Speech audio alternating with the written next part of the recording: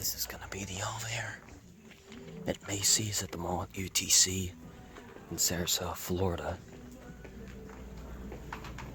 There's some offices up here on the second floor, or UL as the elevator labels it. And guess what we have here? That's right, it's a Schindler 3300. This was installed in 2014. As you can hear, it's very quiet. Matty Ice 0812 is filmed here, and in fact got busted on the glass elevator at this mall.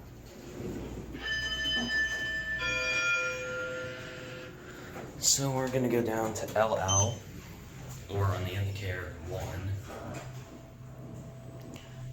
Unlike a bunch of other elevators, the indicator doesn't change until you're like halfway down to the floor.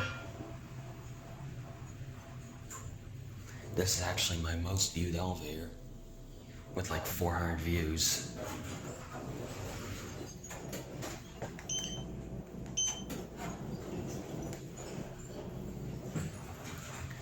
Okay, I think I kind of got close to getting busted because there was an employee just outside there. But, yeah, because of this, we're only going to take... We're going to take 2 rides, 2 down.